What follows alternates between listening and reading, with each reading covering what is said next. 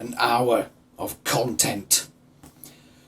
If I'm going to be angry during this video, it's because I recorded, now I hate using the word literally, but literally, as in exactly, an hour's worth of content, and my microphone that I usually put here, the lapel microphone, just inexplicably stopped working after about 15 minutes of it. So all of it to waste, essentially.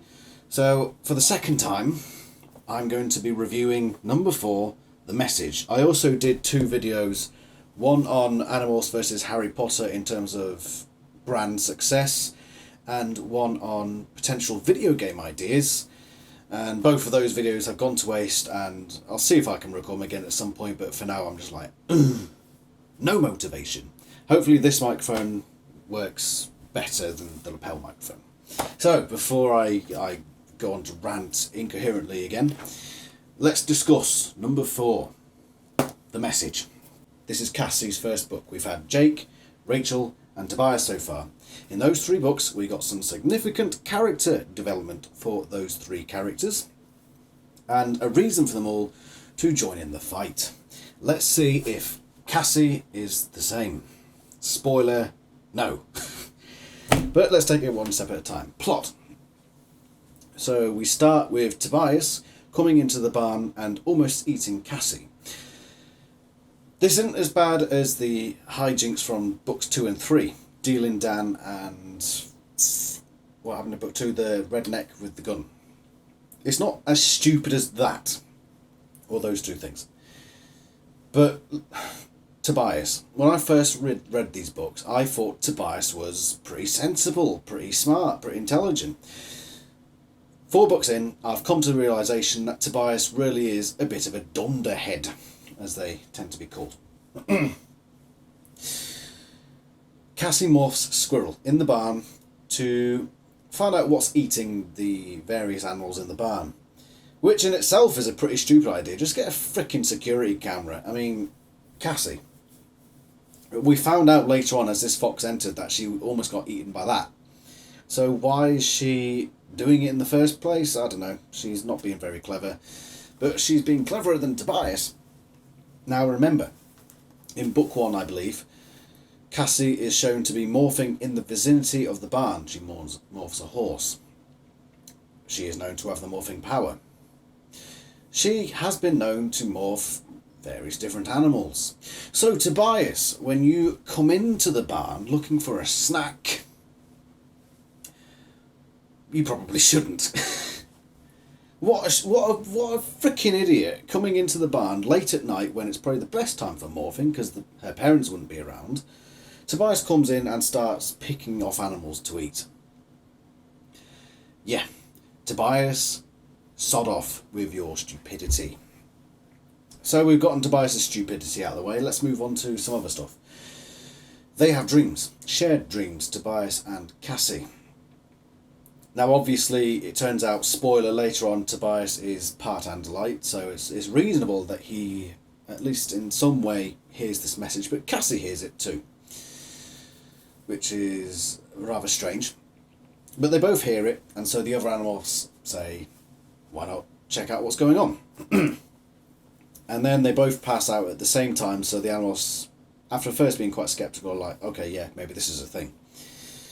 Long story short, they morph dolphin, and they head out to sea to find out where this message is coming from. Before that, I'm getting ahead of myself, they're at the beach, and they hear Chapman, who I still think is Bryan Cranston in my head, which is excellent. It makes for some very good visuals and sounds in my head. They come across them, they get shot at, which is bizarre. The Yerks trying to be subtle, not. One thing that I want to point out here is I've talked previously about communication.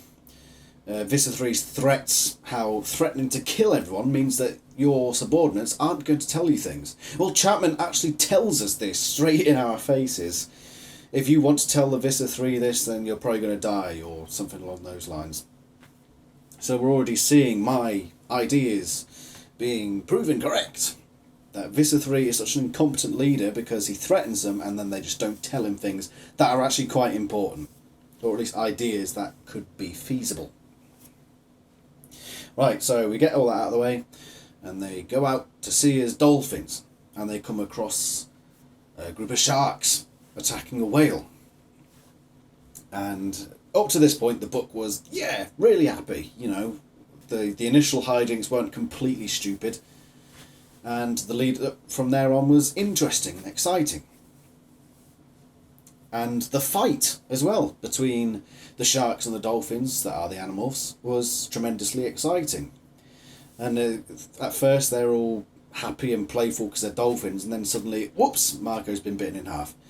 So that was, again, quite a thrilling bit, and quite grotesque, I might add, as well. Remember, this is a kid's book, and Marco's just been bitten in half. Now, I know a lot of veterans who have been injured during war, and that is usually the cause of some major PTSD, so Marco is probably going to remember this for a long time. And it's pretty disturbing stuff. But with the help of the whale that they rescued, Marco is saved, and he demorphs and morphs back to whale. Cassie then proceeds to talk to the whale. Yes, you heard me. Cassie talks to the whale. Now, this may just be me, because I've actually erased this point to the Discord, and a lot of them said, yeah, it was fine, you know, it wasn't exactly logical, but it worked in a way. And so I'm going to go easy on this part. Personally, I didn't really like it. Talking to whales just seemed a bit far-fetched. But I'm going to defer to the majority opinion on this particular point and say, yeah, it's a young adult book, you know, it's sci-fi as well, sort of fantasy-ish, in a way. So I'm going to let the whole talking to whales thing just go over my head and hopefully never come back. Right. Although it does later on in the book. But after this book, so they head back to land. And Jake approaches Cassie and says, you know, this is going to be your decision, even though previously they had voted democratically. So Jake's not being a very consistent leader here. We're going to get onto that in a bit. And Cassie decides, yes, let's go for it. We're going to save this Andalite in need, even though we can't be entirely sure that he's there, or that it's not a trap. So they morph Seagull and go out into the sea again. Now this is where I have to talk about Jake's leadership. Remember that we're talking about Jake's leadership for every episode of this little review series.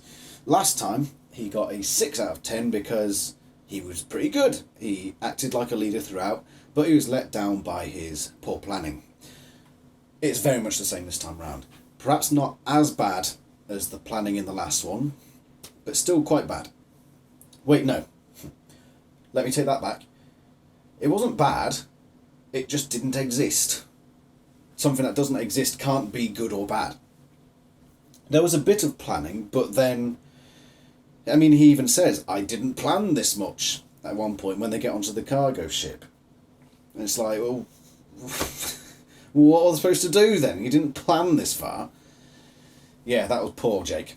Apart from that, he shows some good leadership. Again, he's acting as the focal point, the leader of the group.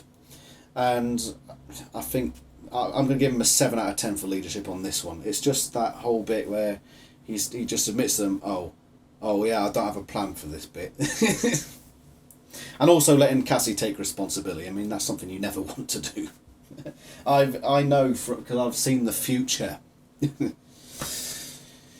So, they jump in after Cassie has a bit of a moment, and they go down, and they've conveniently landed at the right place.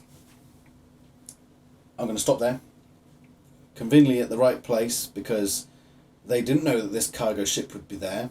They completely guesstimated that it would be at the right place at the right time, because of just saying south. Because as we all know, south is always 180. It's I was taught how to drive ships, And I'm just looking at this stuff like...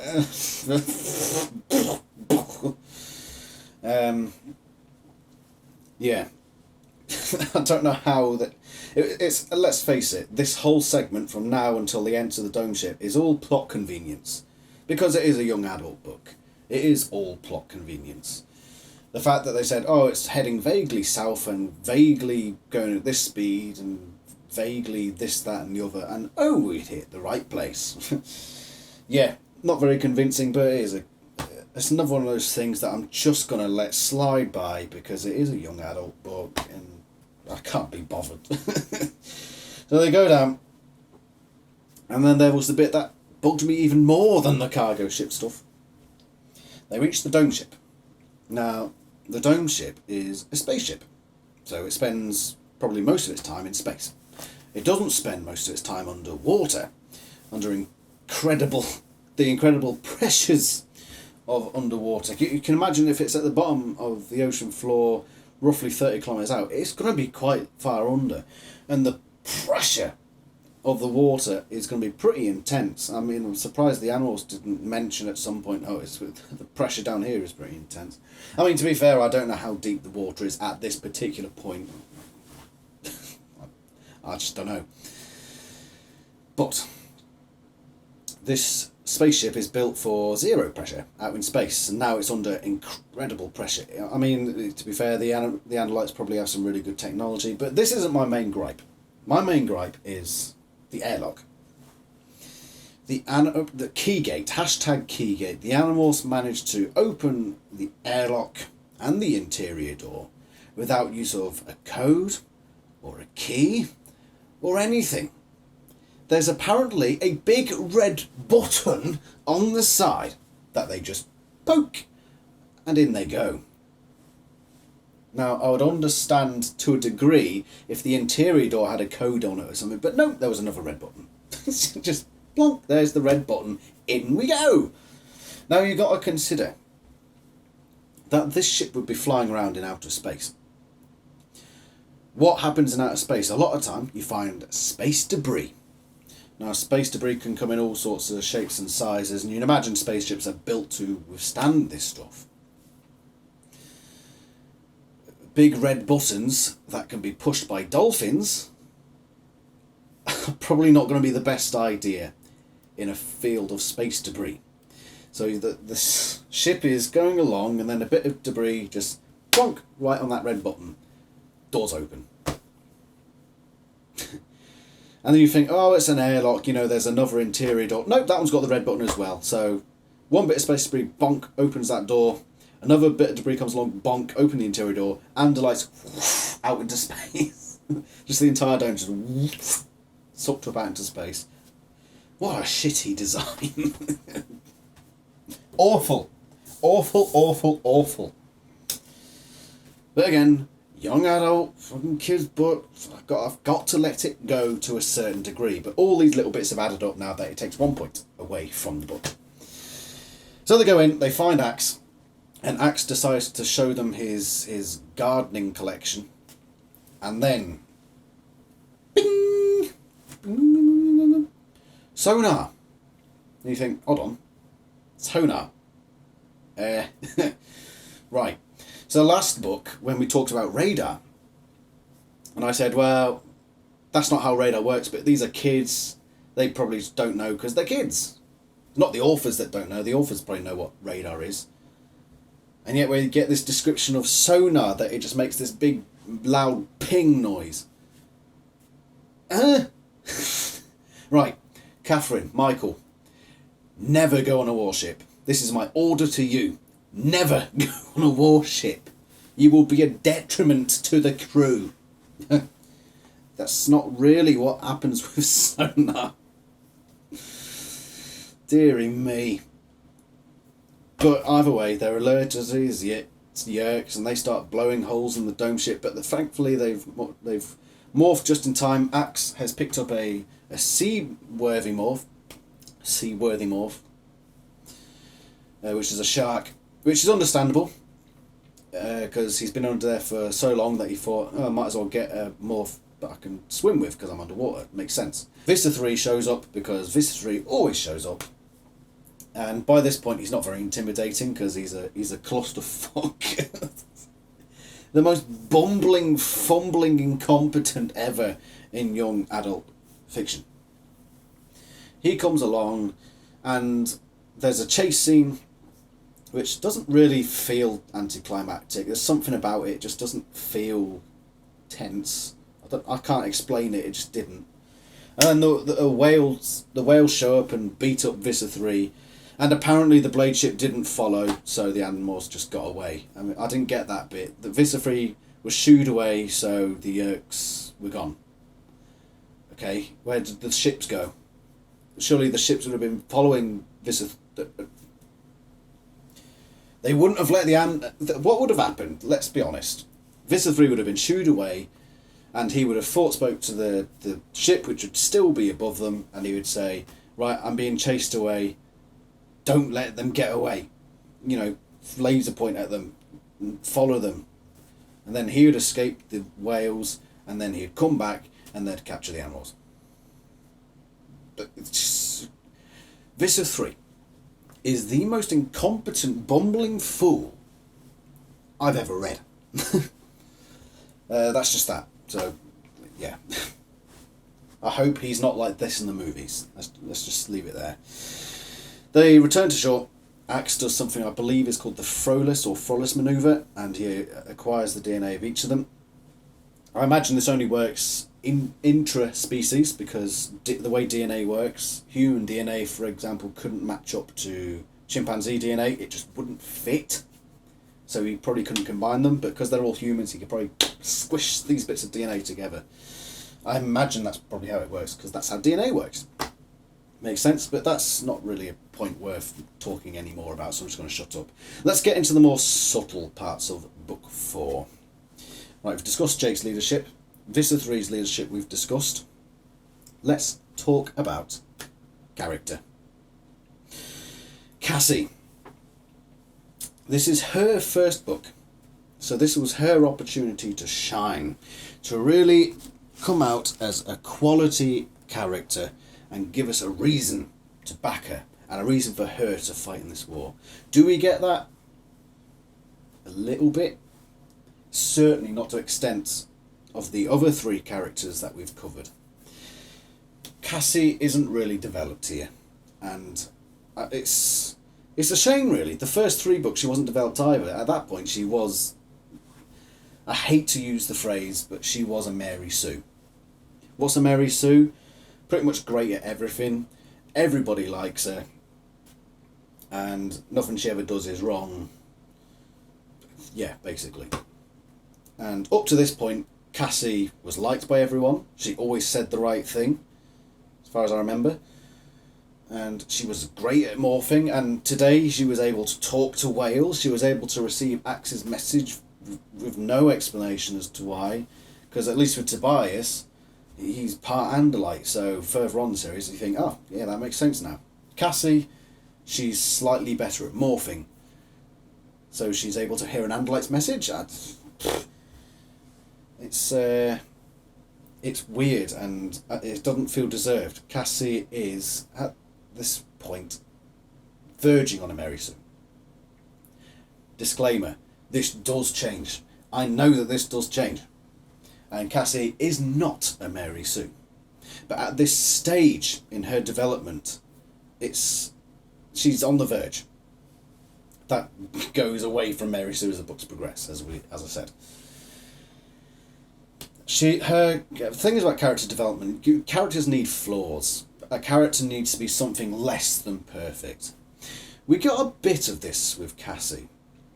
The flaw that she has is that she, apart from having suspicious moral consistency, she isn't very good with responsibility. I think this is a weak flaw and a weak bit of character development, because the character who really should be concentrated on for struggling with responsibility is Jake, because he's the leader. Cassie isn't usually expected to handle the responsibility. She isn't the one meant to be making the big decisions. Of course, later on in the series she does make some big decisions, but she's not the leader, so why her character development is about making the big decisions, it seems a bit strange and a bit irrelevant. So, yeah, Cassie's development in this book revolves around that, and it's just a bit weird. There's a bit at the end where Jake says to Cassie, you know, you followed your gut feelings and we saved the Andalite, and that's because you pressed forward with your gut feelings. And you think, no, she didn't. She got to the cargo ship and she was like, no, turn around, I'm done, I don't want to do this anymore, don't want the responsibility. The only reason they went further in the mission is because Marco forced them to. Marco forced them to. And the one thing about this book that I noticed, Cassie's the narrator, but Marco steals the limelight entirely. Marco's character development in this book is perfect. And Marco, just up to this point, is even though he's the one character we haven't, apart from Axe obviously, the one of the main 5 characters we haven't actually had narrate yet, he is the best built character in this series so far. The best character development, bar none. And if you disagree with me, then I'm afraid you're wrong. Marco's character is, at this point, the most intriguing. I don't know how you can doubt that at this point. That will probably change as we go along, but at this point. And he completely overshadows Cassie here. In every regard, even though it's Cassie's book, Marco overshadows her entirely in this book. He's got some great lines, great quips. He has some character development, more so than Cassie does. And he has the bit where he's bitten in half, and that's something he'll have to live with. Marco has a brilliant book here. This is the best Marco so far. And then, of course, you've got Axe coming in, who's going to lead to some great adventures coming up. I love Axe, and I can't wait to reread his shenanigans, because it was always fun to read about Axe, you know, stumbling his way through a buffet or something. So great, looking forward to that. I think it was a perfect bit of writing by Michael and Catherine to introduce Axe. I think that was a genius move to have that alien character who just has no idea about human society really introduced, just to give that comic relief, but also I mean, it's something we can go into a different video, the idea of a complete outsider just thrust into this world that he doesn't really know, doesn't really trust anyone to start with. But that's something we can talk about later. That's probably the best part of the book, getting Axe and just having him there. It's really good, really nice to have. Now, the final point before we move on to the score is Cassie's moral consistency. There is none. Cassie's moral consistency is about as coherent as Michael Grant's Twitter page. It's not. It's all over the place, really. She has this whole arc in this book of we shouldn't use intelligent creatures, or she feels bad about using intelligent creatures to reach the end goal. Which is bizarre, coming from somebody whose parents, or at least one of them, works in a zoo. Because zoos use animals for an end goal. That end goal being either usually entertainment or education. So the zoo is using animals for an end goal. Cassie's alright with it. Not a problem. But when Cassie uses dolphin for an end goal, then she's got a problem with it. This is also completely avoiding the fact that these dolphins are in captivity. She thinks that them are so intelligent, and she doesn't at one point think, hold on, so I hold them to such a high regard, but I've got no problem with them being confined to this small pool for people's entertainment. You remember Tobias in the last book, he got all fussed up because a hawk was in a cage being used for entertainment. He was confined, and he thought, oh, this hawk should be free. Cassie comes along and says, oh, I don't like using these intelligent creatures because it's using them. But I'm absolutely fine with these dolphins over here in this pool. I'm happy for them to be used for entertainment and educational purposes. Cassie, come on. This is the reason why people don't really like Cassie. She isn't very morally consistent. I suppose that's the reason why, a good reason why she isn't considered a Mary Sue, because she's so high and mighty that she's low and weak. Maybe that's Cassie's character. The person who's always seemed to be the moral guide and the one who knows what is right to say, deep down is a terribly inconsistent and hypocritical person. That's what's going to be interesting for me reading about Cassie again. With that in mind, the person who everybody looks to as some sort of moral guide, but deep down is a very conflicted and morally suspicious person. That's Cassie, and that's very interesting. But a lot of that comes later on. For now, she's the weakest character, definitely at this point. Jake, not quite as high as the rest of them either, but he's still got more character at this point than Cassie, because he's growing into his lead role quite quickly, very quickly. Cassie, on the other hand, she struggles with responsibility. What other character does she have? She says nice things, and she likes whales. She talked to one. Nah, not good. So, the rating for this episode. It's not a 10. It is a really good book. It is a thoroughly entertaining read. It keeps you from point A to point Z at every step of the way. There are some points that were dodgy, and yeah, Cassie's lack of development is quite glaring. The fact that Marco stands out much more than she does is probably detrimental to the book's goal. Let's face it, Marco, all the other animals have their reason, really. Cassie's reason for being in the war is, Axe said that the Urks will leave the place barren and empty. And I think was it Marco who raised the point saying, well, of course he's going to say that. He's fighting the opposite side of the Urks, but no, Cassie just forgets that bit. Again, more character development for Marco, and Cassie's just like, just a fucking 10-second memory of a goldfish, this girl. What are we going to do with you, Cassie? What are we going to do with you? But yeah, good book, but it's let down. And I'm going to give it a lovely 8 out of 10. So, same as The Invasion and The Visitor. So far we had 3 8s and 1 7. How's it going to go next? Because the next one is this one. Animorphs number 5, The Pretender, Marco's first book. The character who's had most development so far without actually narrating a book. So I'm looking forward to this one. I really do think Marco is going to be my favourite character throughout. But that could change. Could change. Thank you very much for watching. I hope you've enjoyed yourselves. I might consider doing those cancelled videos, the ones that died, again this week. And that will be Animorphs versus Harry Potter, on why Harry Potter turned out to be more successful. And the other one is video games. What type of video games would we like to see Animorphs delve into? Anyway, this has been the Animorphs channel. Hope you have a good weekend. Goodbye, everyone.